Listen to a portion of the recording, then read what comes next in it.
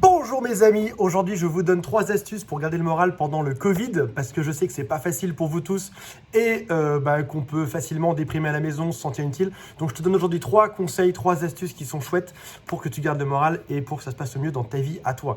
Tout premier conseil, c'est d'accepter d'avoir des vagues d'humeur. Des vagues d'humeur, ça peut être par exemple, je sais pas, d'un coup tu te sens super en forme au top et puis ensuite ça retombe et puis ça revient, etc. Si jamais tu observes ça d'un peu plus proche, si jamais tu regardes comment tu fonctionnes, tu vas découvrir qu'en fait dans la journée, ces vagues arrivent à certains moments. C'est-à-dire qu'il y a certains moments de la journée où tu vas être plus productif et d'autres moments où tu vas être moins productif derrière. Des fois, tu vas être pas bien, des fois, tu vas être bien. Ce que je fais, moi, pour mon cas en tout cas, c'est que je le note quelque part et je découvre que, je dis n'importe quoi, peut-être que les mardis vers 16h, je suis en général super en forme.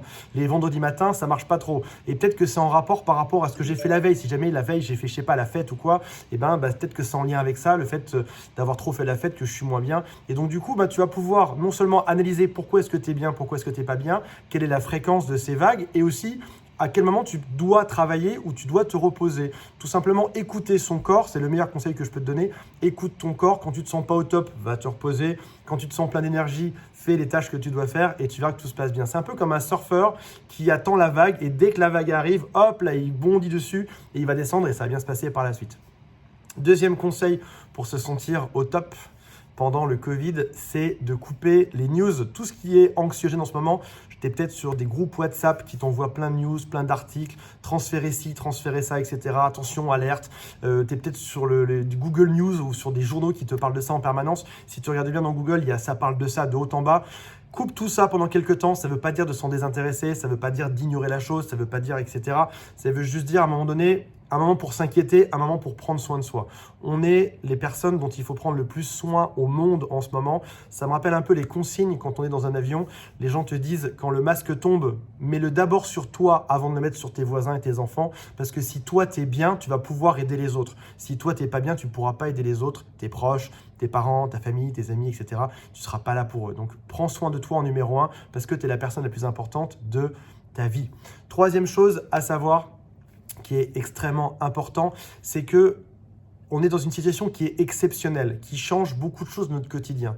Et si jamais on regarde d'un peu plus proche et qu'on regarde quelle est la première source de stress, c'est dur à dire, quelle est la première source de stress chez les humains, on découvre qu'en fait en numéro 1, il y a les déménagements. Pourquoi est-ce que le déménagement est numéro 1 par rapport à la peur de mourir, le vertige, la peur d'être mordu par un serpent, la peur des fourmis, des araignées, etc. C'est en numéro 1 parce que le déménagement, c'est là où tout vient changer. Notre environnement entier vient changer. On ne va plus acheter son pain au même endroit, on doit refaire nos habitudes, on doit s'habituer à tout un tas de choses. Et là, c'est pareil. Finalement, tu es coincé chez toi, mais toutes tes habitudes sont en train de changer. Donc, ça veut dire que c'est quelque chose qui potentiellement est anxiogène et que ton cerveau n'aime pas beaucoup en ce moment. Donc, qu'est-ce qu'on fait dans ces cas-là? On prend encore une fois du temps pour soi et pour se ressourcer, pour être tranquille et on accepte qu'on puisse être mal de temps en temps. Il y a 2 types de raisonnement face à un problème. Le premier, c'est d'être dans le déni, c'est non, ça va bien se passer, etc. Je m'en fous, j'en veux pas. Et le deuxième, c'est d'embrasser ce problème et de se dire, ok, je suis stressé, je l'accepte. Et comme je l'accepte, je vais pouvoir lutter contre et me renforcer et me battre contre ça. Je te recommande d'accepter ce qui se passe, d'accepter que c'est différent, d'accepter d'être peut-être un peu plus faible, d'être par des phases de bas qui arrivent de temps en temps, de manière à pouvoir mieux être ensuite. Quand on accepte, ça marche forcément mieux. Si jamais ça t'intéresse, il y a un quiz ci-dessous, dessous, qui s'appelle « Quelles sont mes chances de récupérer mon ex ?» Clique dessus, c'est juste en dessous, c'est le lien qui est sous la vidéo. Dedans, tu verras qu'en quelques secondes, en quelques clics, tu sais quelles sont tes chances de récupérer ton ex. Dans tous les cas, mets-moi un pouce vers le haut si tu m'aimes bien, mets-moi un pouce vers le bas si tu trouves que finalement, ça sert à rien et que j'ai pas une bonne tête ou que je suis mal coiffé parce que j'ai plus de coiffeur depuis le Covid. Et dans tous les cas, mets-moi aussi des commentaires, je lis tout et je réponds à presque tous les commentaires. Donc fais-toi plaisir, mets-moi des commentaires juste en dessous. Salut à tous, bye.